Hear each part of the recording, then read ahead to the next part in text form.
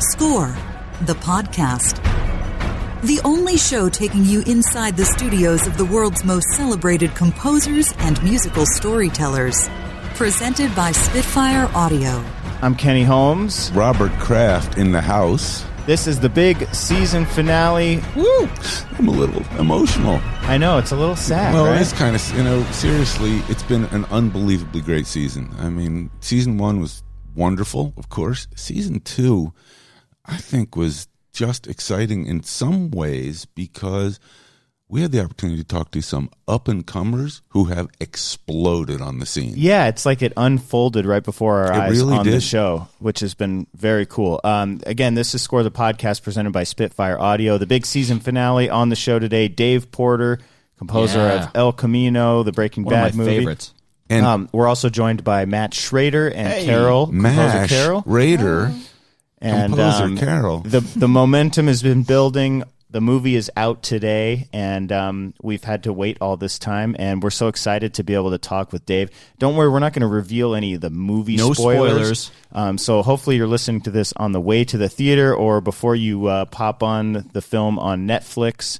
But I'm super excited. It was interesting. This is the first episode that we've had where we've actually delayed, but only by a few days, but we've delayed the release to try to have a real, candid conversation with Dave about El Camino, about a lot of his work with Vince Gilligan, a lot of these really interesting things that we couldn't have talked about if we had released this just a few days before. Yeah, and it took. Really we want to thank the people at White Bear too, because without that, we wouldn't have been able to make this happen because the Netflix was really tight on this film, as you can imagine. And and I mean, if you think about it too, the movie itself was shot with no news of it being made, and then I think Bob Odenkirk slipped it out in an interview and said, "Yeah, it's already shot," and everyone was like, "What?"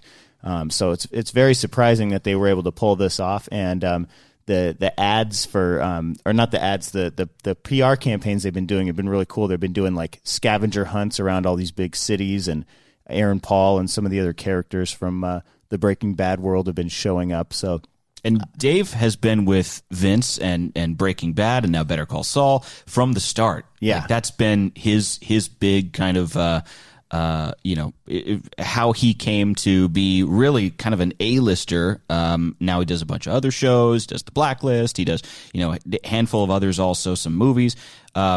But that was kind of his start. So it's cool to see that all kind of come full circle for him. And now there's this big, top secret, hugely anticipated movie. Yeah, and he uses a lot of really unique instruments and style.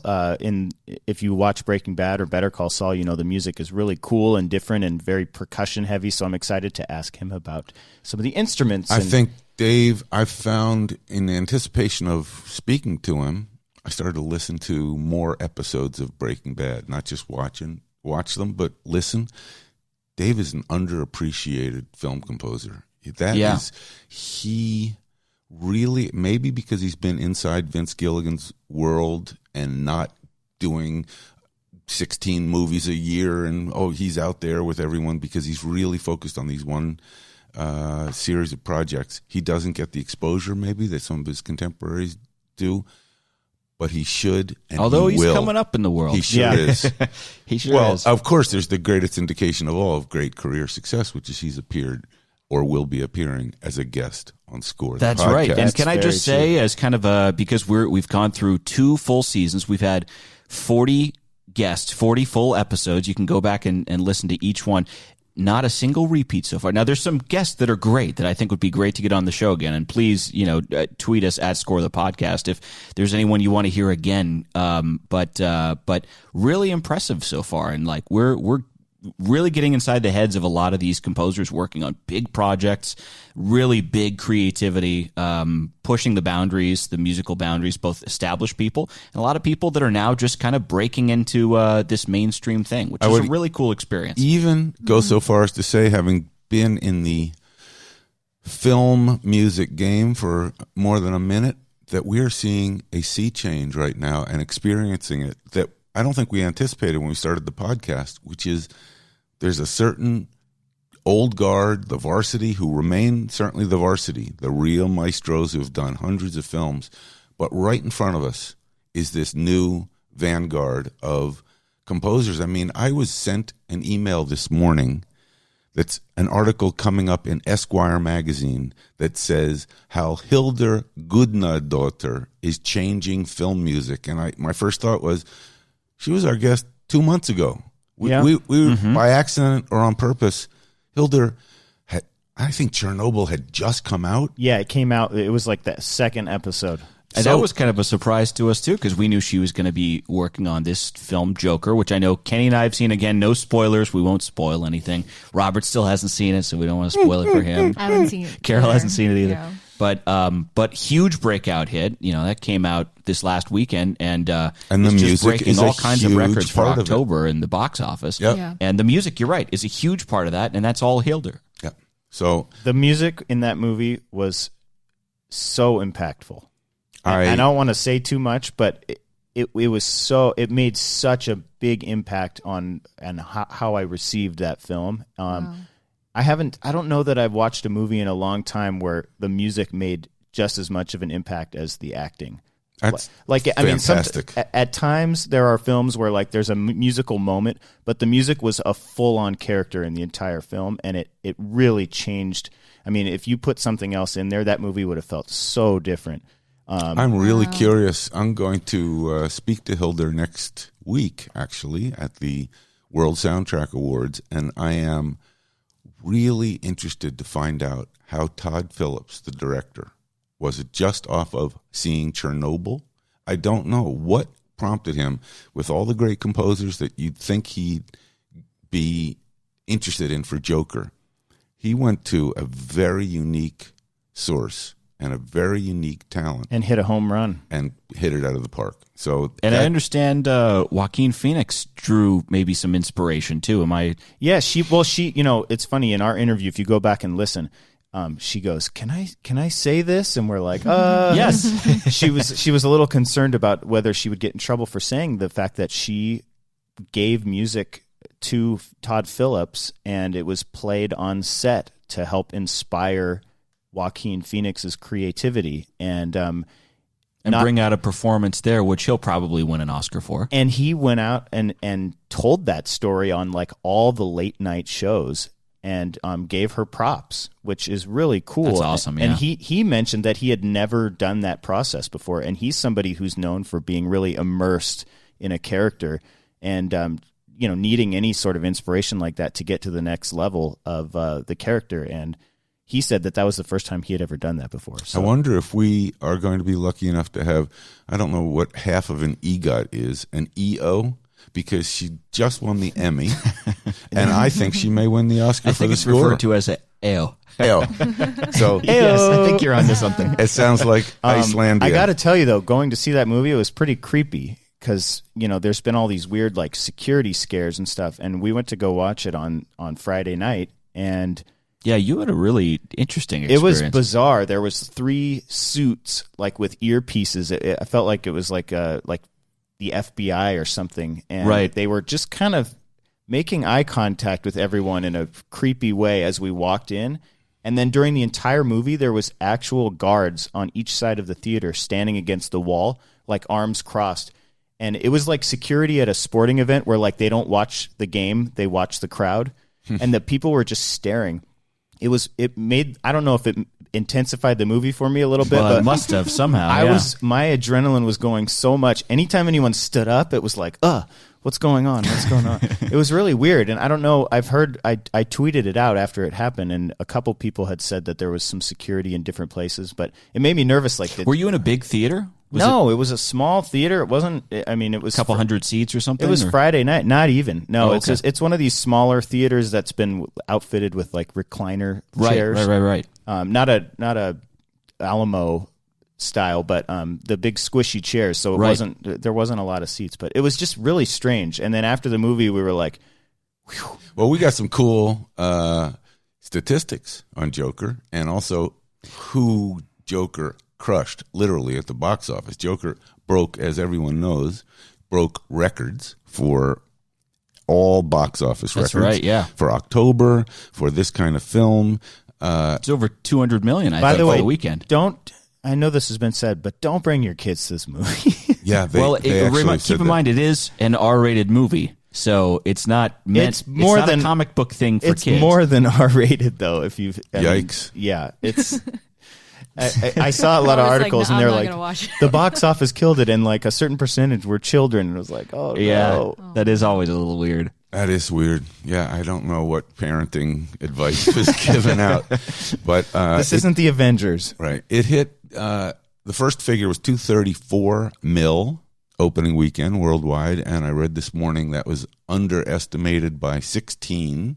So it's over 250, $250,000. Right off the bat. Which for people who don't know the box office game, the Hollywood studio game, that's pretty damn good, yes. Especially for October. Yeah, and it'll head to, of course, into the upper reaches. I don't know if it beats some of the biggies, but some of the films that unfortunately were up against it. Abominable, which did very well. Animated movie, right? Animated. I don't think they had armed guards at Abominable screenings. Well, and nobody took their kids to it because they took it to Joker. Oh, God, that's terrible. I know that Ad Astra is out there. Yep. And it's supposed to be very good. I wish I could tell you I've seen it, but I'd like to see it. And it's just hard for them because they sometimes in movie studios, they say there's a big black hole in the marketplace, which is sucking in all the business. And that's what the Joker is. Yep. So people are actually going to the Joker when it's sold out. They have to go to another movie theater. Part of that hype is created by the hype, right? Oh, absolutely. I mean, it's scary. There's security concerns. Why? We have to go see this. Well, you don't want to be the person in the office on Monday when someone says, hey, have you seen Joker? And a couple of weeks in a row, you're saying, it's the kind of buzz that you can't even, no marketing campaign can create that kind of buzz. It's like when Apple has a new iPhone and every news outlet in the world covers the lines of people lined up for several days. That's free advertising. And there's been such a charge behind the marketing. Score listeners want to send me a new iPhone just as a token of their affection or appreciation, I don't think we can do that. I'm thinking hard about getting one, but if it just appeared as a gift, that looks really cool. I'm seeing a new iPhone here on the table. So coming up this week, of course, El Camino, which we talked about. Also, Gemini Man, Will Smith versus Will Smith. Looks very cool. And Ang Lee. And Ang Lee, the great one, and Lauren Balfe, who's been one of our guests, of course. And so he's scoring it. But, wow, I wonder how they're feeling about coming up on Joker weekend number 2. I got to ask you, too, because this is weird, and I don't know if this has happened before. But I think you're going the same place I was. El Camino is a big, there's a lot of anticipation for this, but they're doing this dual release in theater and in Netflix. So are they immediately eliminating themselves from the big awards shows? No, actually, first of all, just so that we're all clear, and this might be a review of information that's already known, to be eligible for the film awards, particularly the Academy Awards, you have to appear for 7 consecutive nights in a certain number of commercial theaters. It's like L.A. and New York, at least one theater. Right, for a week. But I thought you couldn't hit the streaming market until clearly the theatrical was first done. of all, that's a huge issue. What if you release both? It's been a big argument. I imagine that without somebody sending me the memo, it's been resolved to some degree. I know that's also going to be an issue with Scorsese's The Irishman coming up. On both. And that's something that's an Oscar favorite in almost every department. I actually wonder about the economics of if you appeal to Netflix subscribers and at the same time you have it on screens in your local cinema. Are they losing money? Are they making money? Yeah, you're kind of sabotaging some of the potential. An issue? You just want as many people to see it? I got to say, and I don't know if this is a strategy thing, but the movie is, all the screenings they have for El Camino are sold out everywhere. Right. It's very limited, which is kind of surprising. They're doing it. It's kind of like coming from someone who buys sneakers from time to time or limited edition vinyl. They're doing this like rollout where they announce a screening, it sells out, then they announce another one. And so it's like, you got to get it. You got to get in line before it sells out. So I don't know if this is just to get the awards qualification, or are they slowly rolling out an actual wide release? The really interesting big trend that I see is that this is maybe one of the first movies that's coming out that's going to actually it's on a different platform for most people. And it's coming out on a Friday against movies that are coming out in theaters, against other action movies. If I was, Paramount and Skydance coming out with Gemini Man on October 11th, and then 2 months ago, Netflix says, "Oh, by the way, October 11th, why don't you everybody stay home and watch the Breaking Bad movie instead?" I would not be happy. I'd say that's taking people out of the theaters to go watch something else. So there's cross-platform competition now. It's also kind of interesting. It's also weird that people are opting to pay when we're in this world now where everyone's saying like, "Oh, our theater's in trouble, the streaming services. This movie's coming out for free. You can watch it on your couch," yet everyone's buying a ticket to go to the theater. It's kind of a cool thing that's happening. It is, and Netflix kind of is calling the tune these days. I guess they can do pretty much how they want it. There must be a strategy that says this is good. Do you know, is it day and date? Is it on Netflix the same day that it appears in theaters? Yes, right now. Is. That's going to be a really interesting. We will have to kick off season 3 with an evaluation of how that worked. Stay tuned in several months from now for the evaluation of the movie coming out. There was today. also I got to say real quick shout out. There was also another movie that came out, and Carol did some music in it. That's Congrats, right. Carol. My first ever Composer feature film Carol. work. Yeah, it was very exciting. Called The Climbers. Yeah, it's a movie called The Climbers. It's a Chinese production. It's Jackie very Chan? cool. Jackie Chan's on it. Wow. Some of the biggest Chinese movie stars are on it. It's so cool. Very cool. Is Very your proud of name it. at the end? I think it might have been uncredited. Okay, but that can happen. At least- Actually, it was way too fast for me to keep up. I was also way too excited about it. But I was like, yeah, I got to see it at a nearby AMC, and that was a very cool experience. Could you stand up in the middle of the show and say, "I wrote that this"? was my music. Yeah, I wish I could. But it was great. a very sad scene, so I didn't want to be like, It's my music. I saw some people crying, so I was that's like, good. oh, my music worked. That's worked. Yeah.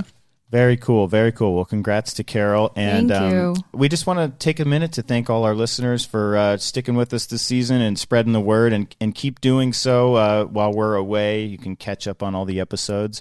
And we do want to take a minute also to tell you about Spitfire Audio, our presenting partner. If you're a composer listening right now, you probably already know about Spitfire, but they make sample libraries with different music instruments to help elevate your music if you're an aspiring composer or a musician and you want to write something. And we have a special deal for our listeners, exclusive. Tell us about it. And it's a limited time offer. If you go to spitfireaudio.com, select the package you want to purchase, and use the promo code SCORE, you save a third off the price. 33 and a third % off. That's huge. That's huge. And they have all different types of packages. The Hans Zimmer package, which is a really cool strings package from Hans Zimmer. They worked with the Bernard Herrmann estate to do a different type of instrument package. And then coming up later this month, the BBC Symphony Orchestra package. And these are all different packages. Just some of the ones to highlight. They also have Albion 1, which is kind of their starter kit. Get the whole orchestra, all the different sounds at your fingertips, and you really can't ever have too many instruments in your library. And really can't. It's recorded at Air Lyndhurst, Air Studios in London, where I will be next week. Wow. So I will be standing there. Are they going to record your voice for That's actually, a pack? I guess it's time to. Can we have a little breaking news? Oh, this is amazing. The Robert Kraft package, which will be scat singing in various keys. You You can play songs like this. Yeah. No, not really. No, but you could actually. It's the Who's No the one Boss really package. can I like play it. songs like that. It's a lot of cues from Who's the Boss. So yeah, go to spitfireaudio.com, use the promo code SCORE, and save while you can. Who knows how long this offer will last? It's a limited time.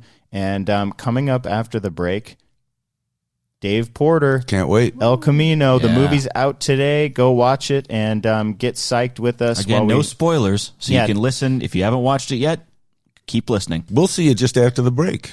Hey, I'm Robert Kraft. I'm here with Kenny Holmes. Are you getting all that additional cool material that we have online for Score the Podcast? Kenny, where do they find it? Twitter, @Score the Podcast, Instagram, @Score Movie, Facebook, Score, a film music documentary. If you're not following, you're missing out. We have behind-the-scenes videos, and we do giveaways, And sometimes we retweet Jordan Bieber. Oh, Jordan Bieber's there. BTS behind the scenes. Go check us out. Hi, this is Nathan Barr. You're listening to Score the Podcast, and now back to the show. Welcome back to Score the Podcast, presented by Spitfire Audio. It's a huge day. It's our season finale, and we're excited about our guest because today El Camino comes out. Dave Porter joining the show today. Dave, thanks so much for coming on the show, man. The audience is pleased to see you. No pressure. It's the end of it. Our most successful season, so not that we want you to step up to the plate. Two, this is definitely. Yes. You programmed poorly. But I don't know. We've been excited about this one. It's an exciting day. Are you feeling juiced about the big release? Yeah, absolutely. Very, very proud of this project. And part of it is relief too. Anything you've worked on this long and has been under wraps this long, it's just good to get it out there and share it with everybody. Yeah, it was a big headline about how somehow they were able to shoot this entire movie with nobody knowing about it. And I think, was it Odenkirk that let it slip eventually? Yeah, I'm not sure because, as you guys know, the composers are sort of in the dark and the last folks to be involved in anything, and the last person told anything at all. So it was all just speculation and rumor to me, honestly, while they were even shooting it. I had some inklings about it, but I didn't know and I didn't ask. Do you remember roughly when the first you heard of this was? I'm curious whether, is that something that Vince or anybody else loops you in early and says, hey, we might have something coming at some point? Yeah, no, I mean, you're jogging my memory. I don't think it was it was definitely this year. Yeah. So it was, they had it well in hand.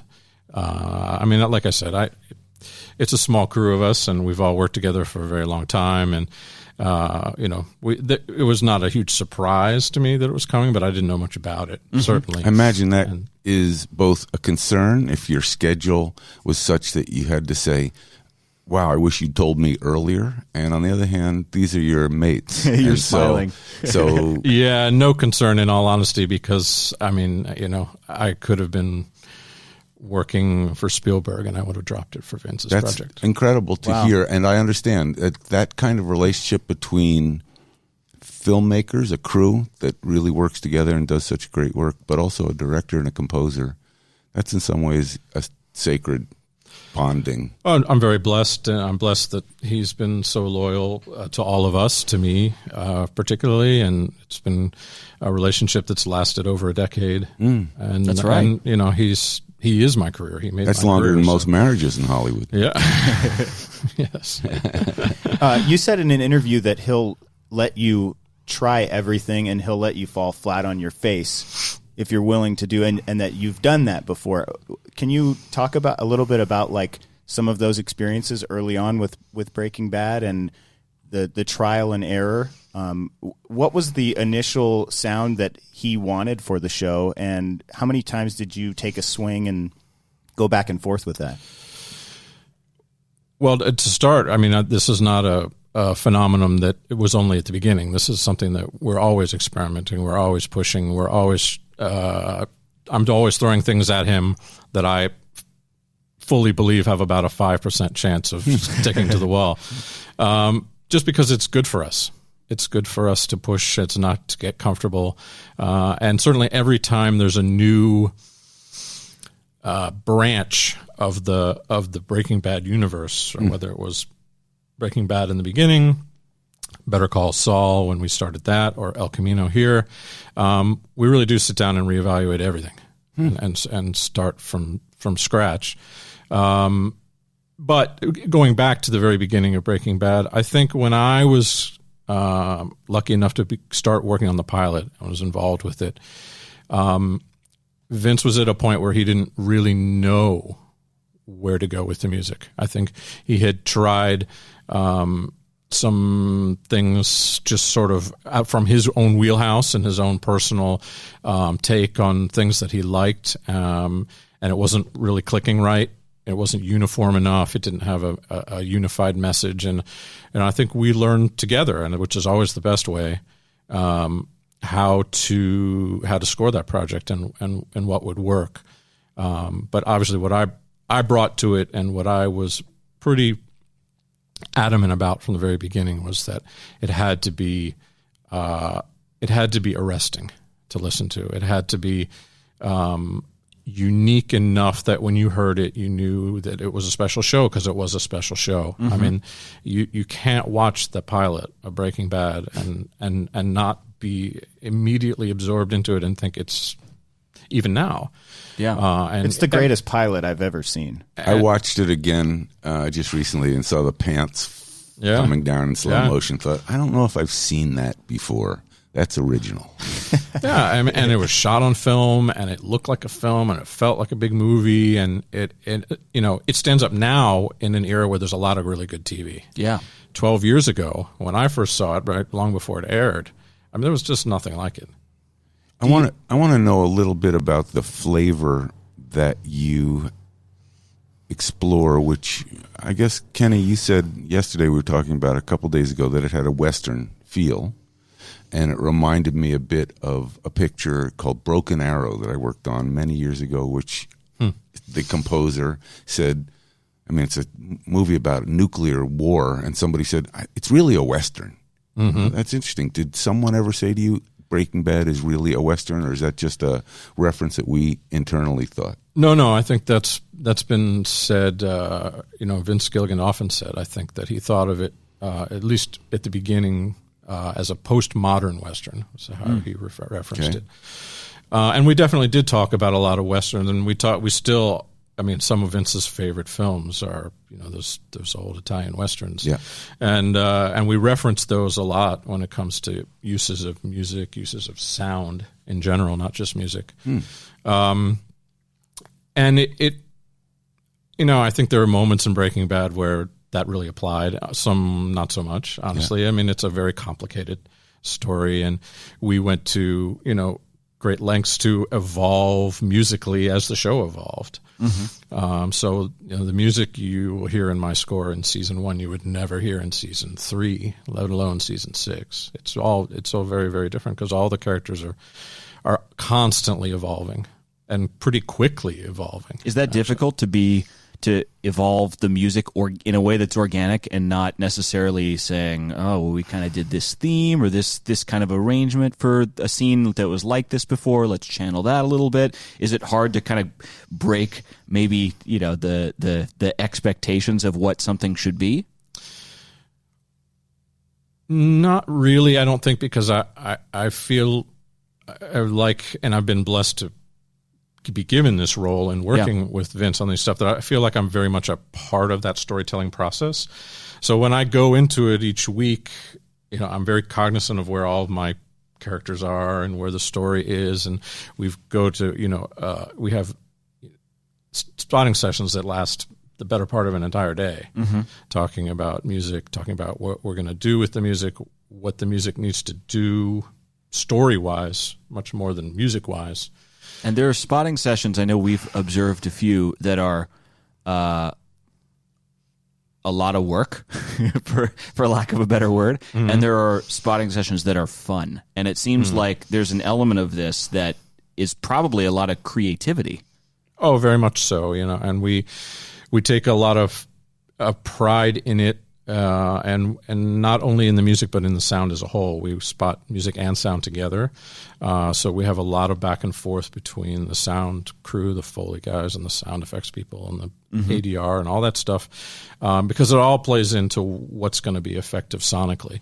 And if we're both fighting, over the same scene, then obviously, that creates an issue. That actually makes sense. Yeah. So there's a lot of that goes on. I was to get back to your earlier point, I was very wary very early on not to stamp big themes on any of the characters in Breaking Bad, and honestly in most everything I work on, because there's a lot of reasons for that. One is the reason you mentioned, is that I knew that these characters were going to evolve a lot. And so to stick them, right, with whatever. Here's your melody. Here's your melody. I think as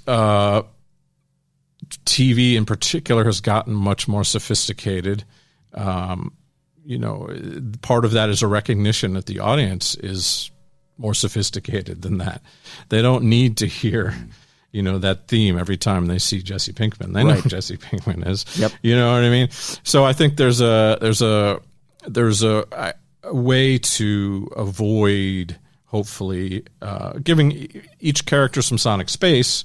Maybe it's an orchestrational, broadly speaking, identity. Sure. Without nailing them down to a specific theme. It's also a very postmodern approach to scoring, in that in traditional old-fashioned movies, characters had these leitmotifs. They had themes. Directors in the last 10, 15, 20 years have become allergic to how themes can be manipulative. You're going to feel this about the character, so composer, play it. Mm-hmm. And what you just described is a very modern, new trend, but I don't know if it's a trend after 10 years, in composing, that the composer stands back and creates some atmosphere and a little foundation, but does not manipulate the emotional life of a character or a scene. And it's interesting to just hear you say that you don't go there. Well, you're absolutely right. And again, I just think that, the more sophisticated what is getting produced gets, the less of a role that kind of very black or white definition of what the music can do, the less it works. And honestly, the joy of Breaking Bad, and certainly many other projects like that, is that every viewer brings their own predetermined feelings about things into watching it. And that is, to me, part and parcel of engrossing folks into something, letting them be personally involved. Mm-hmm. I mean, there are Breaking Bad fans who would defend Walter White to the very last episode. Yep. Like he was a golden god who could do no wrong. And there are others who found him despicable at the end of the pilot. And that's good. That's great. Yeah. And certainly you don't want music saying at the end of the pilot, here's a bad Walter guy. White is a bad guy. Yep. Well, that's the contemporary approach, which is there's a 3-part relationship. It's audience, music, filmmaker. Each get to bring into the center, as opposed to filmmaker and composer tell the audience how to feel. And that's really wonderful. I think before we go deeper on some of these projects, there's been a lot of question about certainly how you not only got the gig, but I realized reading about you that you went to Sarah Lawrence. I didn't know that. So you must have some East Coast, I don't know if it's origins or you flew east to go to Sarah Lawrence. Yeah, where'd you grow up and how'd you get an interest in music? So grew up in suburban DC, so East Coast kid growing up for sure. My parents, I come from a very musical family, although neither of my parents are professional musicians. My parents met singing in the Duke Chapel Choir. Nice. In the 60s. And so I was very ingrained in my sister and I have a younger sister, that, music was part of what you did as an education growing up. And so I started classical piano when I was 5 and did a bunch of, trooping up and down the East Coast with recitals and competitions and stuff like that. That foundation obviously is huge to everything I do. If nothing else, the keyboard skills alone, but certainly all the theory and all those things were ingrained in me young. Sight reading. Yeah, although I'm not as good at that anymore as I should be. I mean, that's all deep in the background. But interestingly, the classical background was all regurgitative as a kid. It was learning, and I was ingesting it, all that knowledge. But it wasn't creatively that interesting to me. And it wasn't until I was a teenager and I got introduced to electronic music and electronic gadgetry and MIDI and all these things that were new when I was a teenager, that I got inspired to make music that was my own. Was there a band or something that led you to that interest, or was it just the physical instruments that you came across? No, I think it was really the physical, tactile instruments. I mean, I loved all kinds of music as a kid, as I do now. I mean, I listen to a lot of classical music, still do, but I listened to all of the pop music and classic rock. I mean, everything. And so, yeah, it wasn't so much that I wanted to make a specific type of music. It's just that for whatever reason, I think because the piano and the classical instruction was so much that it was school, it was instruction. It didn't feel like a means to be creative. I never looked at it that way. That when I sort of took this other turn and saw that, well, my keyboard skills are actually kind of useful here to do something that's very, very different, and it's a very experimental at the time, so new, that I really delved into it. And then it wasn't until later when I was at Sarah Lawrence that I started to come back around and marry the two. So then now I can take this, what I've found about how to be creative musically through electronic music, and blend it with my classical knowledge and classical instruments. And honestly, that's the foundation of my entire career. Yeah. And you started to write, you think, predominantly while you were in college, you started to compose? Yeah, I mean, I was making in high school. I was making music, but it was all electronic, and it was derivative, of course, like anyone who's just making their first steps at making music. But yeah, it wasn't until college that I had that the tools, I think, and the sort of freedom to be able to explore to a little bit those things. And it's also where I was challenged to think about music as a partner to another art form.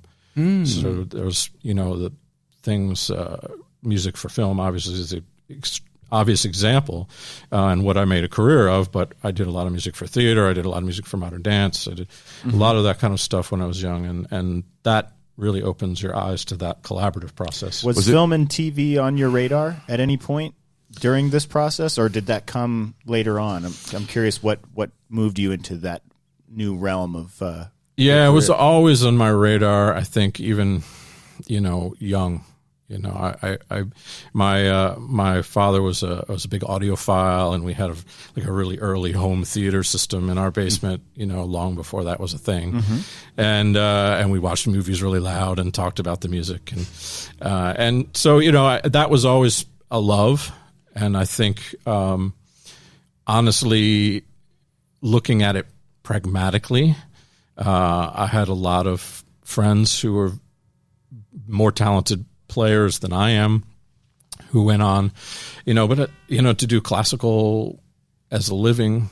That's a very tough road to hoe, and it also doesn't have that collaborative thing that I fell in love with, that I really felt was, crucial to the experience. I can always sit in a room and make my own music for myself, but to be able to be part of something larger, that's a collective vision, is just so much more fulfilling, I think. And in a nuts and bolts way, to be honest, a more reliable way to make a living. Yeah. Yep. Was it during this period? I noticed that you had an association with Phillip Glass of some variety. Was it while you were at Sarah Lawrence? No, after. So I interned in a lot of studios in New York while I was a student in college. And one of those studio managers became a friend of mine. It wasn't, or was it Jim Keller? No, but Jim Keller's part of this story. That's the name I wanted to remember, because Phillip Glass's publisher, correct? Yes, I know Jim, and I knew his brother Cord Keller, who was a filmmaker, but Jim was 8675309, the co-author. Yes. I don't know if I'll have to pay a royalty to sing that. But You may we have to now cut it. have Dave Porter and Robert Kraft duetting on a big pop hit. But I know that Jim was there, and who was the studio manager? Was it Nico Muley was down there? No, I didn't know Nico. I worked directly for. So the very abbreviated part of that story is that I took that studio manager friend of mine out to lunch and literally ended up sitting next to Mr. Keller. Yeah, nice. Who he knew because he lived next door to him or down the hall from him in Battery Park City or some crazy thing like that. Of course. And he happened to mention that they were looking for a new studio assistant. And so I interviewed over there the next day. The Phillip's, I don't think it's there anymore, but for many, many, many years, Phillip had a recording studio in downtown New York. Correct. Just north of Houston on Broadway, called The Looking Glass. And all kinds of people came through there, both producers and young Poets. chumps like me and all that stuff. But Phillip, there was a lot of music that went through there other than just Phillip's. But Phillip's stuff was mostly produced by a guy named Michael Reisman, who's been his right-hand man for a long, long time. Yeah. And so I worked for him mostly. And you learned just the ropes of TV and film, because there's a lot of like verbiage and stuff. If you walk into this avenue, it's completely different than just producing music. There's a lot of stuff to learn. Is that where you learned basically how it works? Mostly by being a fly on the wall. Yeah. More than anything else. Yeah, I think the important part of that for me was coming out of an academic environment where I could do whatever I wanted and made an immense amount of freedom creatively and time, and to come into from that and get thrown into a professional environment where there's an absolute hierarchy of how things work, and there's deadlines and there's budgets and there's rules and things to follow. Was an eye-opening world for me to see how it was done. But I feel very blessed to have had that experience, just because even with all of that creative restriction, it was still an amazingly creative place. Obviously, I mean, given who's involved, and I would be scrubbing floors and fetching burritos for not only whoever was working on whatever Phillip projects were working on, but David Bowie, Tori Amos, wow, Susan. So you got surreal, yeah. You got David Bowie a burrito. Maybe. A burrito. Who knows? Oh, a burrito. That's pretty good. And I know you shifted from New York to L.A., and you mentioned in an interview that 9/11 played a role in that a little bit, with the business started dropping. That's pretty interesting. Yeah, I mean, I think we all have these moments in our lives where we've been dwelling on a decision, or dwelling on, or known that there was a path that you've been reticent to take that first step on. I was in a situation in my late 20s where I had gone on from doing the studio work, which was much more engineering when I was young, and just writing my own music, and got my start in New York doing the kind of work that's in New York. There's commercials there, and there were TV documentaries which required scores. Now it's all library music, but I cut my teeth doing A&E biographies and nature stuff in my 20s. And as a 28-year-old or whatever, I was making a fortune. For me, I was doing great. I loved it. But in the back of my head, creatively, I knew that in order to be satisfied, I needed to be working on dramatic stuff. And to the extent that was available to me in New York, I knew it just didn't compare to Los Angeles. And I'd hedged my bets and, hemmed and hawed about it, made a lot of trips out here. I used to come and stay at the Riot Hyatt on Sunset Boulevard. Gotta do it. Did you get for a chance? Weeks? Literally for weeks. Did you throw any televisions out the window? I did not. I did no physical damage. I think that's a requirement after a certain amount of time. But yeah, it was the thing to do, and just drove around L.A. and tried to familiarize myself with it. Obviously, tried to get whatever meetings I could get. Yep. But in the end, it was around, I guess it was 2000. I moved here in early 2002. So at the end of, I had a company with a group of guys, and we were doing this commercial kind of music and doing well. But on 9/11, basically the city stopped, and a lot of production stopped going forward. So we had been booked well into the end of 2001, I guess, and a lot of that work evaporated. And of course, we would have been fine. And I'd been in New York a long time. I came to New York when it was down, wrote it up, wrote it down, wrote it up and down. And it would have gone. It would have come back. But it was an impetus for me. It was it just happened to happen at a moment in time where it made it easy to make a big change. And so that's what I did. I think that for a lot of our listeners, this exact moment in your life is probably as fascinating as any, because so many want to know what happened to a composer to launch them, and to hear how random a lot of it is, how indecisive you were. That and that's one of those things you think about. 9/11 obviously impacted a lot of things, but this is something that comes, ultimately is kind of the next step, or the step after that, where you start to see an industry change a little bit, and you start to see decisions made off of that, and there's this kind of evolution taking place, and a different world that starts to become the reality for a lot of people. But that's really interesting that's what part of what led to your own kind of and desire. again, just timing. I mean, I watched the towers fall from my window, but I was no more affected by it than anybody else personally, thank God. So, but it was a moment in time. You have these moments where you self-evaluate and you decide. I was getting to the point where a few more years down the road, I might have been married with kids, sure, not able to make that kind of big, decisive move across the country to a city where I honestly didn't know anyone. Yep. And what ifs? To be All fair, the what ifs. and to be fair, I got here and sat on my ass for 2 years and I think watched that's a lot of rule. reruns. I think that's a rule. When you move from New York to L.A., you have to come out with great excitement and then stare at the phone for, I think it's between 18 months and 2 years. Alternate between the beach and the staring at the phone. Right, they put that in front of you, and also have a lot of thoughts about, should I go back? Yep. Should I consider roofing as an industry? Yeah. The garment business? Yeah, when you got here, I'm curious, just for people that may want to take that plunge, like, what did you do? What do you just...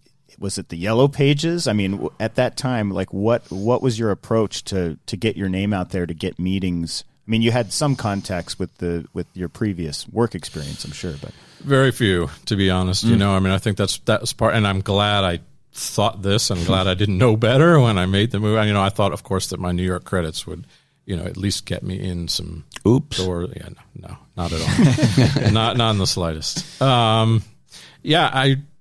I tried. I'm not, inherently go out there and be social person, but I did push myself to do that as much as I could. I think they call that today networking. Networking, yeah.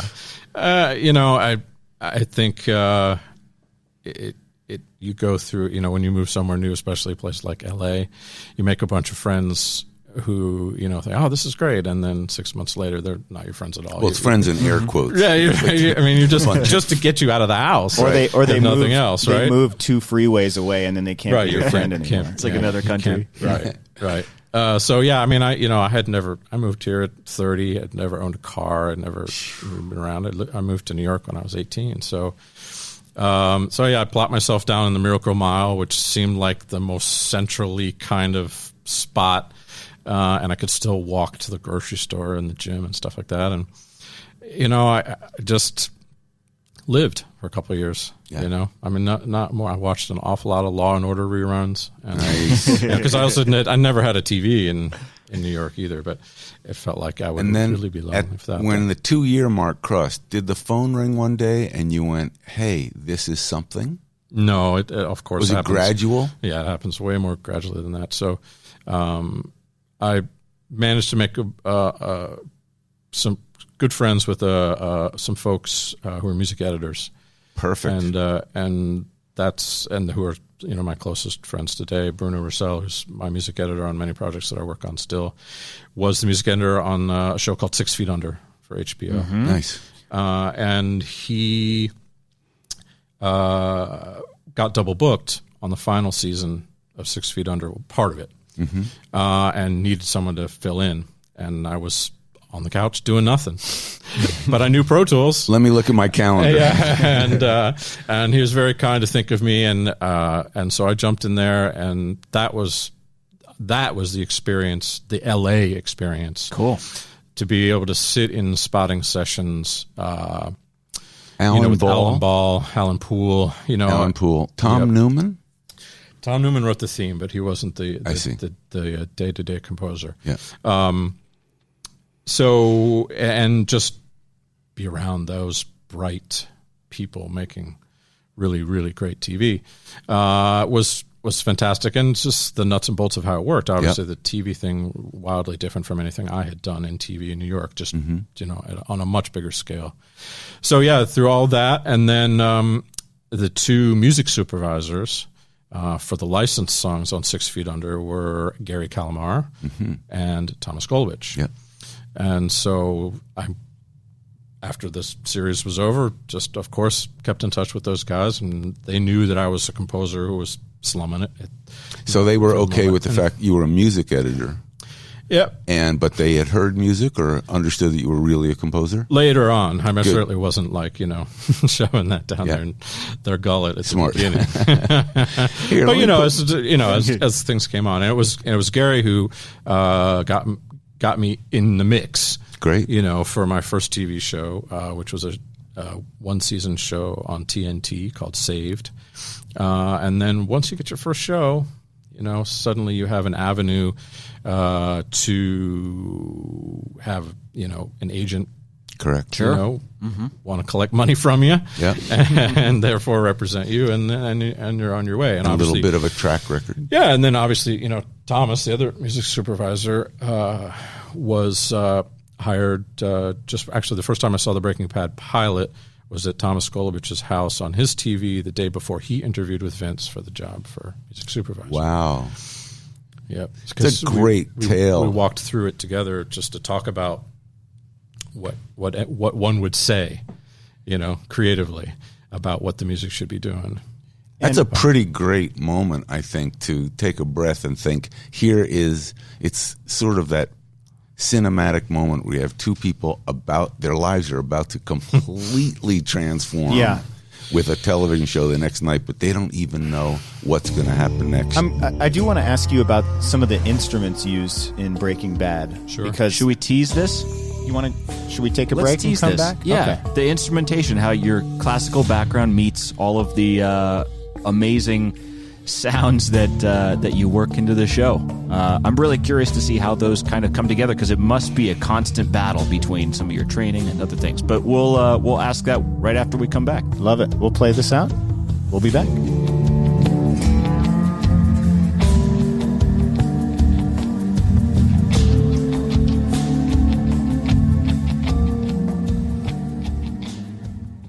Steven Spielberg and George Lucas. What about strange lands and escape from the everyday? It's brilliant, George. Before anyone knew them by name. Who's a good boy, Indiana? 400 grand? Let me explain it. George, that's our money. Blockbuster. Everybody, take cover! Following the spectacular failures. Sir, are you all right? And the unexpected triumphs. Can you believe it? I told you, George. I told you. A 6-part immersive audio series. Blockbuster. Experience the entire 6-part series ad-free on Apple Podcast, Spotify, and all other platforms. Oh, hey, it's Benjamin Valfish. You're listening to Score the Podcast. Back to the show.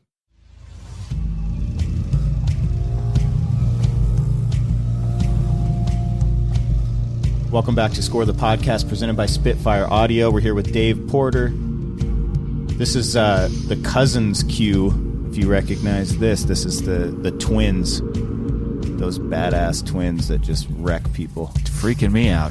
Yeah. Last night I rewatched the parking lot scene with Hank. So that tense. might be the best scene on TV ever made. I haven't seen that in a while. I have to watch that again, too. Oh, it's great. It's just such great drama. So this cue, Vince Gilligan has been quoted in saying that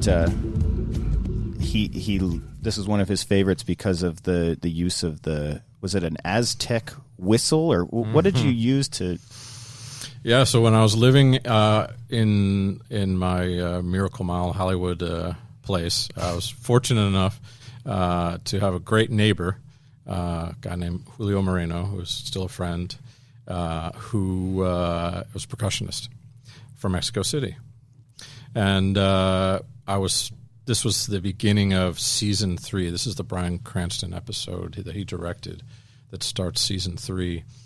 And I had been thinking about these two cousins and trying to figure a way to make them intimidating and obviously have that presence that we needed them to have without hopefully relying on the very obvious bad guy tropes. Yeah, sure. And they're especially tricky because they don't speak. I was going to say, yeah, that's a big deal. They say maybe a couple words throughout the whole series. So I, in a sense, was their voice, musically speaking, and to be able to create something that felt authentic for them was important to me. And obviously, it also launches the season, and it was a big moment. And a music-driven moment, which obviously as a composer you always want to take special care with. And so I had been thinking about, how to tie them to Mexico, or at least not the U.S., right? From places south of here, and I had gotten into a late night discussion with my friend about instrumentation that is from a Mexico pre-colonization. Right? So, and he happened to have some fascinating instruments, which we later augmented with other things, and some really giant Aztec derivative drums, which are in here. Cool. And the thing that Vince mentioned, which he loved because we talked about it a lot, was an Aztec war whistle. Which is just a carved wooden thing that has this immensely shrill and terrifying sound to it by design. I mean, it was meant to intimidate the folks you were about to try to conquer. As the cousins do. Yeah, exactly.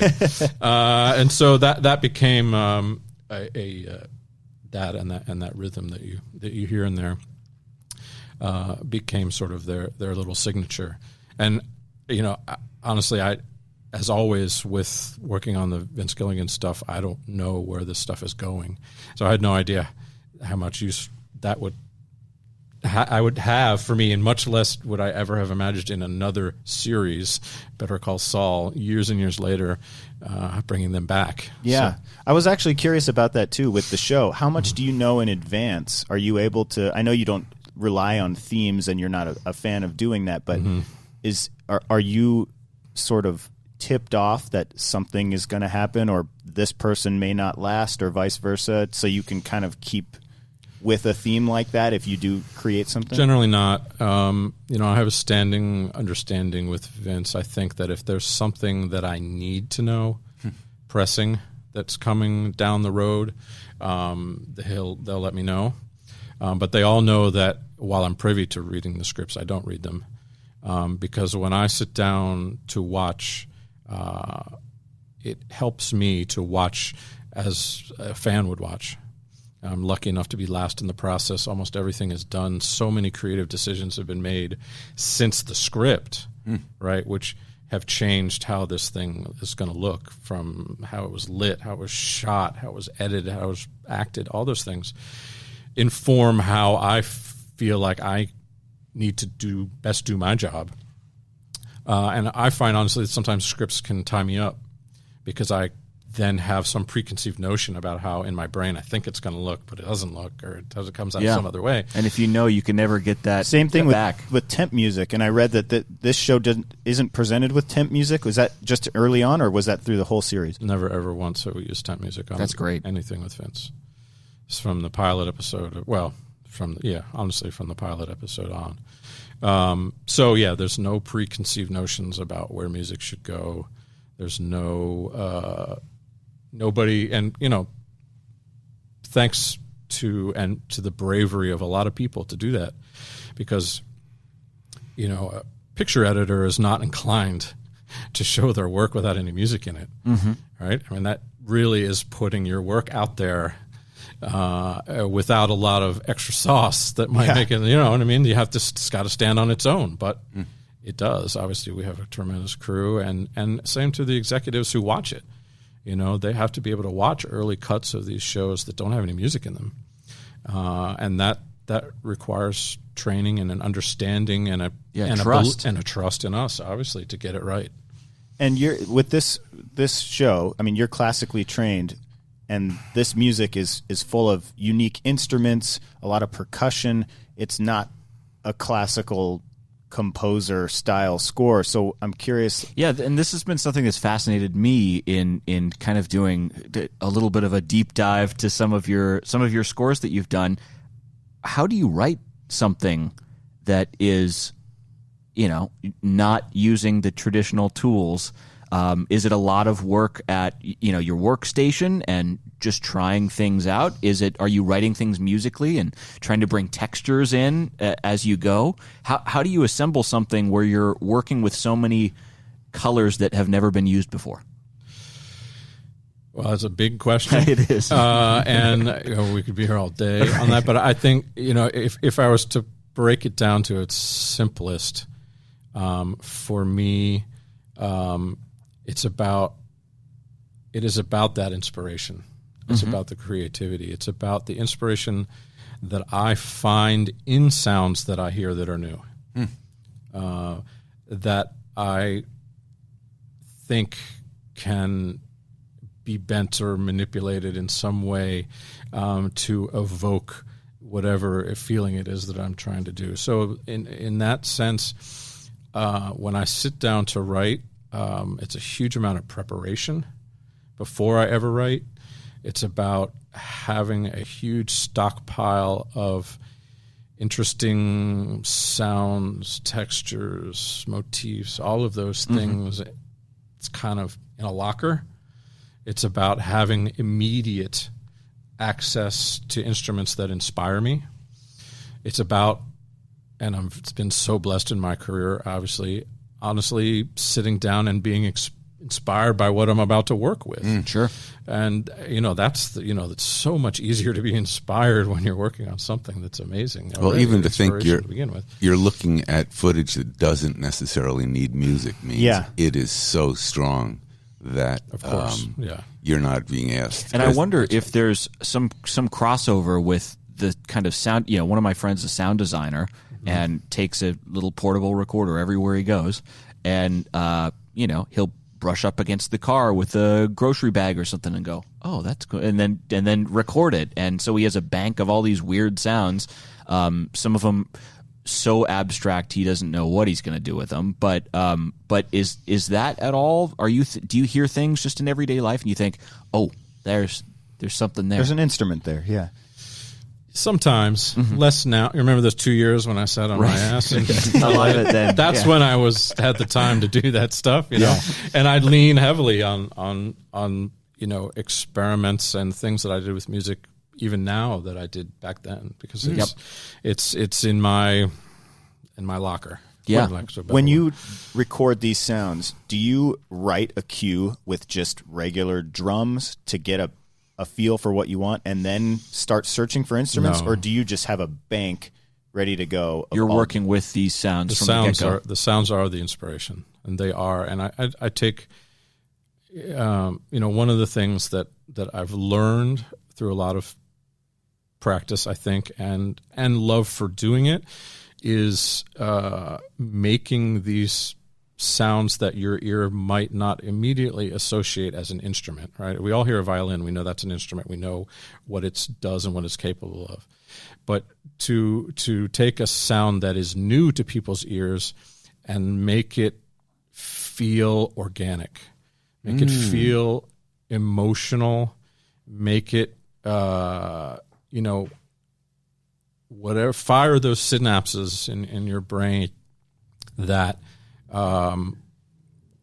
maybe some other instrument might do, but this is doing it in a new way. And I love that. I love it when that comes in. And there's so many ways to do that. I mean, that's, you mentioned found sounds, and that's one thing. There's obviously, instruments of all stripe, from being, I use a lot of world instruments on Breaking Bad, a lot of instruments from all over the world, that as long as they weren't Western, right? They were going to be new, and especially if you're purposefully combining, drums from Kenya with a flute from Thailand, then that combination is going to be inherently different, weird, and that does kind of work with the postmodern, with Vince kind of setting out this postmodern idea of things and being able to blend those different kind of feels. And into as, something new. As I mentioned earlier, for someone who grew up in classical, you bring the funk to these cues. The cues have a rhythmic feel that's really great. Let's hear this main one again. It's subtle. And Kenny, do we have something from El Camino? We do. To talk through? Because this is a good example of this. And my question Which is, comes out today. Have you always been rhythmic and good sense of feel? Because that's, listen, from someone who makes pop records, you can feel stuff all the time, and this feels great. These Thank cues. you. I appreciate that. And I do love, obviously, rhythm and percussion. And I think, honestly, that stems, less from a classical background, but from a piano background. Because a piano is inherently a percussion instrument. It is a percussion instrument. And you don't think of it that way necessarily, but it is what it is. Well, I feel it in these cues, and I feel the really great rhythm feels. And then we have this cue from El Camino, which Dave hooked us up with to talk about. Sure. How did the process change for doing El Camino? Is it different that it's a film? Are the cues longer or different or more cinematic? Was there any noticeable change for you? Yes, there was, and there wasn't. I think process-wise, we view, working on Breaking Bad episodes, they're like little films. I mean, it's not wildly different. The difference comes in having time and having resources. Yeah. Which you just don't have in television. In television, I'm getting an episode, and by the time I get the next episode, exactly a week later, I've had to turn around this one. So it's a fast-moving train. You have to be decisive in a way. You have to. One of the things that TV has taught me, without question, which is such a valuable skill as a composer in media, is to identify when you're heading down the wrong path and nip it in the bud fast before you lose a whole day, right, that you don't have, meandering down a creative process that isn't going to lead you to where you need to be. This was a little different because I had the time. We had weeks to work on it, which I don't normally have. We had a bigger budget than I would have for an episode or 2 episodes, I guess you would say, with equivalent time length of a feature film. And so we got to experiment with more, and that was great. And I got to involve Vince more, which was the part that I really loved and I was so excited to do. Prior to working on El Camino, Vince Gilligan had never once stepped foot in my studio. Really? Never been. It was all sending audio and back and forth. And that is not at all unusual in television. That is the norm. Yeah, there's no time. I don't have the time, and showrunners definitely don't have the time. And so that was an enjoyable process, having fantastic. him in the studio with you. Yeah. Is he musical? Was he just kind of sitting back and letting you do your thing, or was he chiming in with try this, try that? Well, I mean, we certainly talked about musically what worked and what didn't work. Vince has never been one to talk about, try an oboe here. I think that's not his. He's certainly wonderful at excuse me, allowing the people he works with do their thing, and so we talk about it much more in story points, or maybe as an actor might ask, emotional rhythm. What's my role in this scene? What am I? Those are the kinds of ways we talk. Sometimes we talk in colors, sometimes we talk visually, but never about the specifics of music, other than this is achieving the desired goal or it isn't. And that's the role of a director. Here's how I feel. Right. Here's what I think the story is. And it's confusing because people sometimes think a director has to say exactly what you said. This should be an oboe, or I think this should be in 3/4. Not at all. This is melancholy to me. This is bittersweet. This is actually a great hopeful moment buried in a tragedy. Exactly. Those are nuanced emotional things that directors say that you have the unbelievable difficult job of translating into music. Exactly right, and I think the opposite is also true. I think that people view composers' scores and think that from one project to the next, and think, oh, this composer's amazing, and this composer it does this, or this score is, rather than looking at every individual project and understanding that what that composer's role is in that room, right, for that project, and their relationship with that director defines everything about how this score is going to come out. And we're should be and absolutely always are subservient to that greater goal of what's going to make the project best. And the director or the showrunner is the helm of that. And so, of course, there are opportunities when composers get a project that allows them to be very showy, for example, or not. And all of those are fair game, and they're all correct. There's no right answer there, as long as the role of the music was supportive in the greater goal of making, a great piece of TV or totally. Do you remember? Because I know that this show, it took a couple seasons for it to catch, and I'm just curious if there was a pivotal moment where you remember, like, wow, we have the biggest show on TV. Yeah, that's one of the neat things about the El Camino is that some of this has come around full circle, and that what made people, what took Breaking Bad from a show that people talked about having seen at their cocktail parties but actually hadn't watched, to one that everybody had seen at the water cooler and was talking actively about, was Netflix. When the first few seasons of Breaking Bad made it to Netflix, suddenly everybody caught up with it. Mm-hmm. And that's why you saw this massive increase in understanding of it. It went from being a critically acclaimed thing to a pop culture thing. And it happened very fast.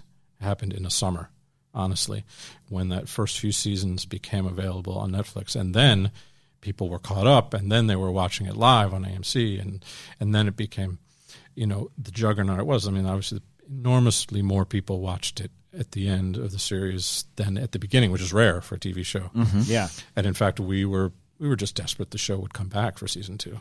I mean, it made it publicly acceptable to just yell "bitch" everywhere. Yeah. And so now we've come around full circle, and the movie is gonna be in some theaters, but it's mostly a Netflix release on first.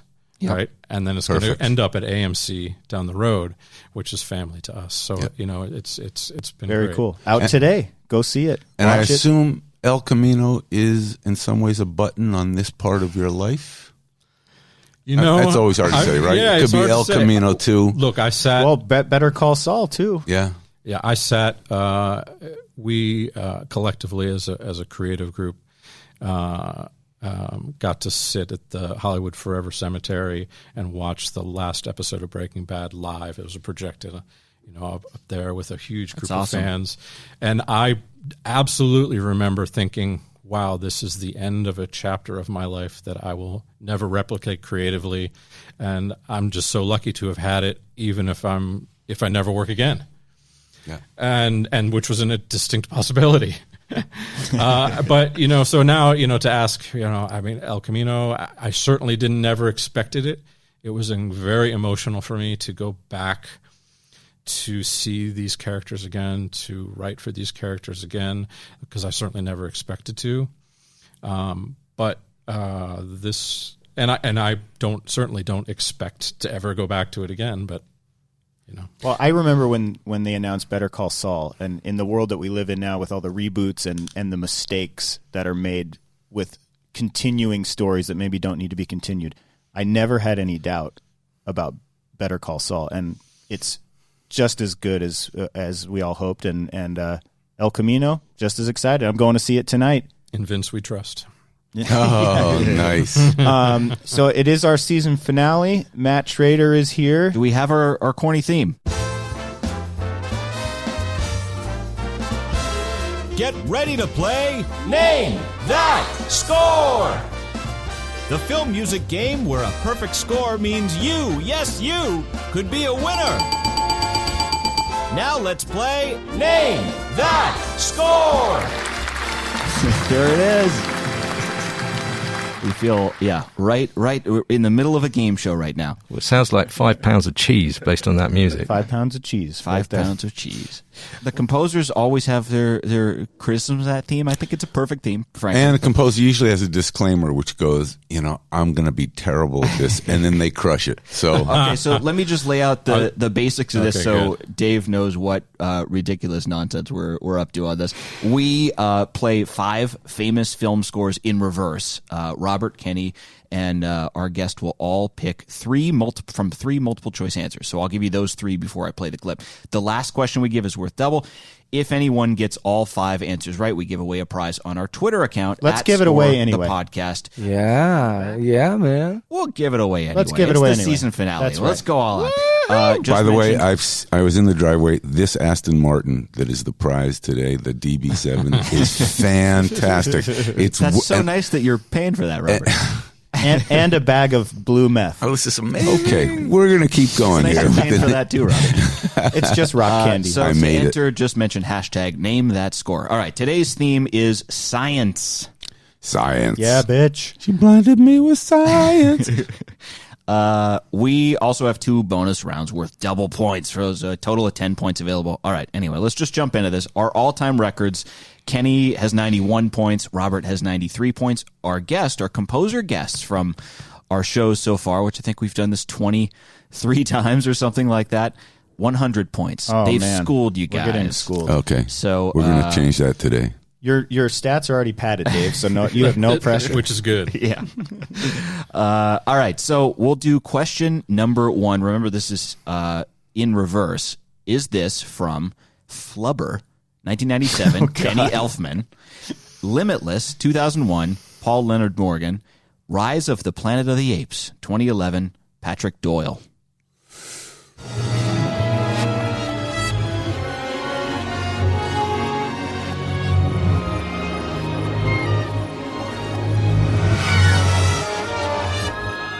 Probably couldn't do this forward, to be honest with you. Flubber, Limitless, Rise of the Planet of the Apes.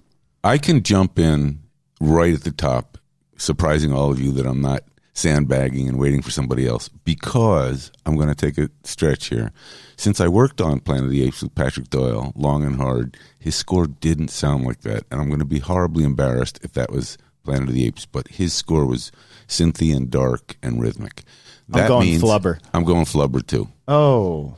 All right. Everyone's going Flubber. Dave Porter, Flubber. Yep. We're flubbing. It is Flubber. I thought that one would be significantly easier. But yeah, you can hear the kind of quirky Elfman. There it is. Pee-wee's Big Adventure. Exactly. All right, so points for everybody on that, and we're moving on to question 2. Now, these are all much better known films. These are all future science. Minority Report, 2002, John Williams. Avatar, which is kind of future science, 2009, James Horner. And Jurassic Park, 1993, John Williams.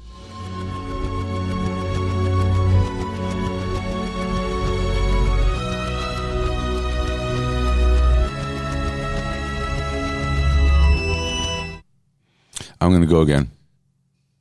Robert has this? It's definitely Avatar. It's James Horner. I recorded the first 2, Minority Report and Avatar, and I saw Jurassic Park. So This that game's counts. rigged. It's definitely? You say it's definitely. Well, I hear that flute. We flew that guy in from Ireland to play. If it isn't Avatar, I got to give the money back. I did hear the flute, too. I'm going to go Avatar as well. All right. I haven't a clue, but I'm going with The Room. So All right. Here it is, forward. Yeah, this is Avatar. Here's the flute. Ready? And Kenny whistling. Is that a flute? That's a flute. It's a dude. All right. Points for everybody again. Everyone's undefeated so far. We're moving on to question 3. Give me more that I worked on, because then I'm going to win. All right, this next group, these are all movies that are about biology. So there's the animated Don't 2001. know much about history. Go ahead. There's the 2001 Osmosis Jones, Randy Edelman, 2013's Side Effects, Thomas Newman, and 2015's The Martian, Harry Gregson Williams.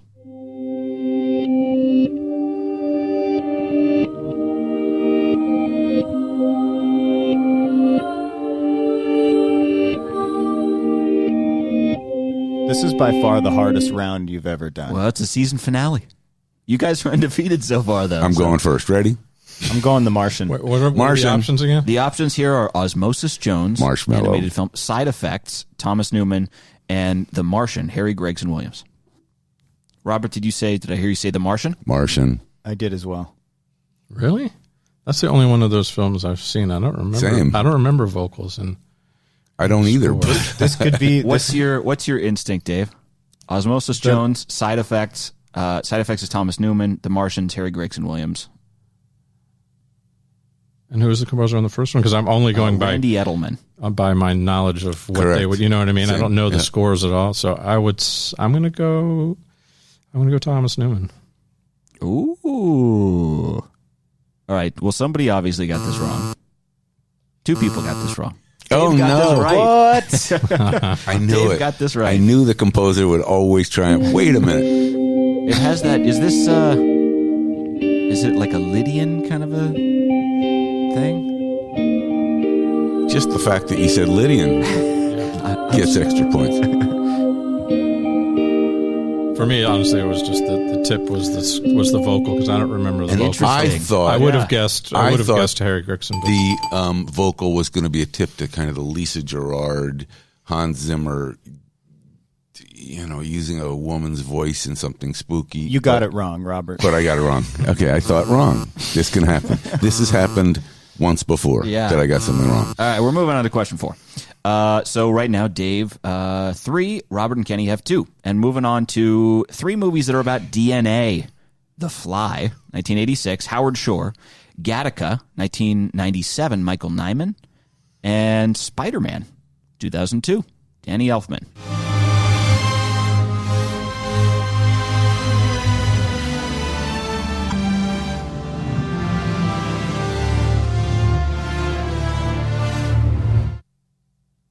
Seems too slow for Spider-Man. All right, our options: The Fly, Gattaca, Spider-Man. I'm going Gattaca for a total blind swing here. Okay. Robert? Spider-Man. Okay. Well, to round it out, then I'm gonna be Fly. Fly. Yep. All right. One person got it right, and it's Dave. Yep. Oh my God! This is so unfair. Did you come up here early, Extending Matt? his lead. Yeah. Wait, did Howard you tip Shore. him off because of the Fly Breaking Bad episode? Yeah, that was it. No. I saw winks going on. We both just knew that, so it was a. The Gattaca score was more subdued. I feel like. Yeah. And it definitely isn't. And there's a little more classical. It doesn't sound elfman-y to me, so that was. Darn it. Yep. You had the right instinct, Kenny, I think, with saying it wasn't fast enough for Spider-Man. Yeah. So you're saying but the wrong answer. So we're Still moving wrong. on. Doesn't count. We're moving on to question 5. Now, we have this question and 2 bonus questions are both worth double. Okay, so I'm going to win. As of right now, Dave eventually. has extended his lead. He's up 4-2. So I can't lose in those. Well, you could, but they would need to go run the table the rest Here of the we way. go. That won't So happen. these are 3 films that are about cloning, and because of that, they're worth double points. The Island, The Island, Steve Jablonsky, Jurassic Park, John Williams, The Fifth Element, Eric Serra.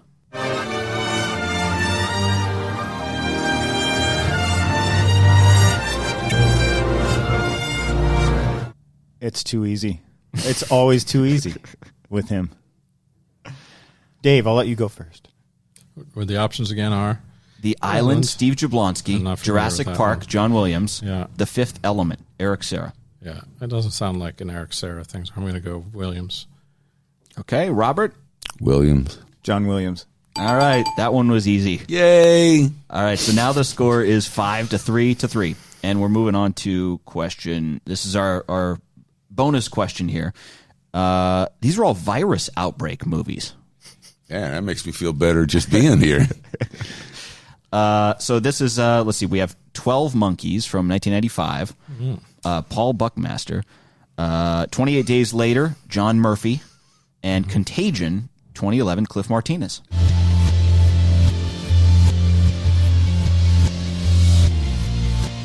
Cliff Martinez. Why? Because the guitar? Yeah. I'm going Murphy. It's Murph. Are you piggybacking? I'm Robert? telling you, it's John Murphy because I did it, and that's the cue where that Irish actor is running to the boat and being chased by vampires, dripping blood. Wow. All right, Kenny, you missed that one. Play it. But it sounds almost the same forward. Yes, because it's so. It's a pedal on the bottom.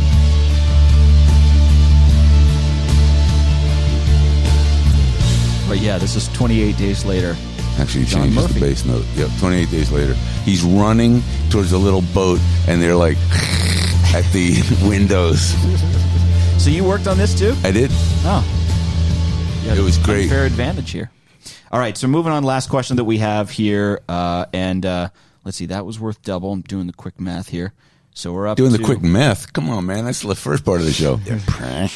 We're up to Dave with 8 points. Robert has, what is this? Right. Close 6 behind. points. Shoot. So Dave's pretty much locked this up. Kenny is too far behind See for ya. it to matter. And our last question, these are all space movies. So our options, The Right Stuff, 1983, Bill Conti. Apollo 13, 1995, James Horner. And First Man from last year, Justin Hurwitz.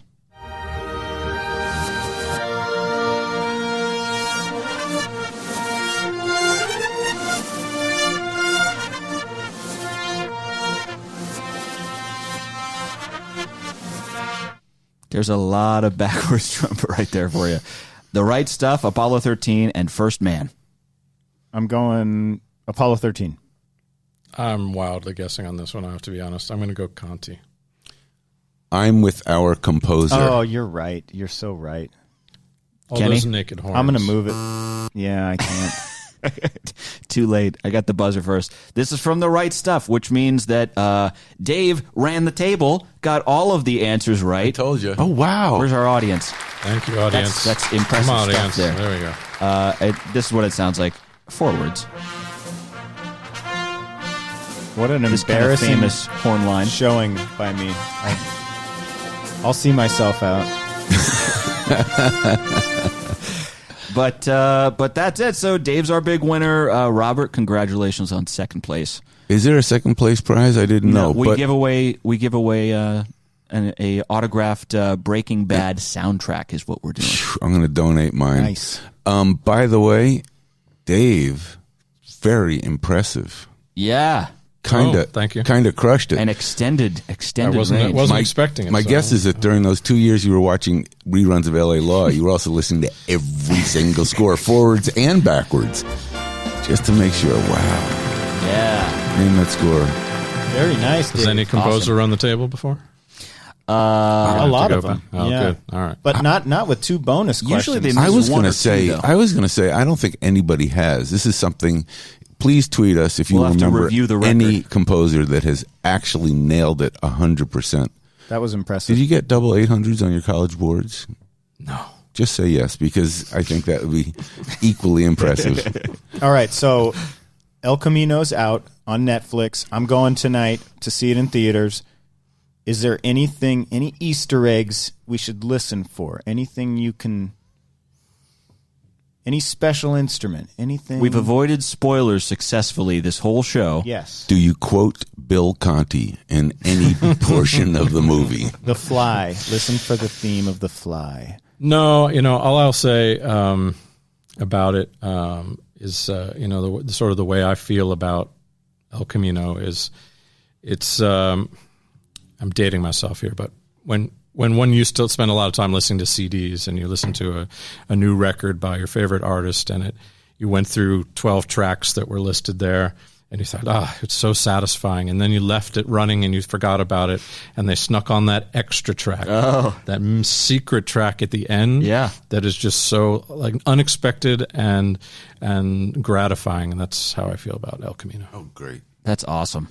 How about it? Can we have a round of applause for our composer finishing up a fabulous season 2? And what a perfect ending. Really great to talk and to you you. got Congratulations, Better Call Saul is coming Next when? year, right? Next year, right? I don't know what's been said about that, so I don't want to speculate. But he actually said, I will tell you that I haven't even started. And if he did tell you, he'd have to kill us, and then there would be no season 3. And now you know why. Obviously, there's a lot of people involved in he'll send El the cousins Camino to kill us all. Right. How about a great finale to our season? Thank you, Dave. Yeah. Thank you guys very much for your time. We do want to thank our listeners for spreading the word, checking out the show, and we started this a year ago, and it's blossomed, and we've had a lot of fun, and we couldn't do it without composers like yourself, Dave, for taking the time. We know you're super busy, so thank you. And go watch El Camino. And do they need to catch up on Breaking Bad first? Is that a good idea before they see the film? Couldn't hurt. It's not necessary. But okay, why not? Definitely could. Yeah, I mean, if you haven't seen Breaking Breaking Bad, you're blowing it, basically. Yeah, you got to go catch up. Well, Dave, thank you so much for your time. A reminder to our listeners to rate and review on Apple Podcasts. Click subscribe. Follow us on Twitter @ScoreThePodcast, and use the hashtag #NameThatScore if you want to be entered to win this autographed Breaking Bad soundtrack. Yeah. I'm Robert Kraft. I'm Kenny Holmes. A special thank you to composer Carol and Matt Schrader for all the help this season. And we'll see you next time on Score the Podcast.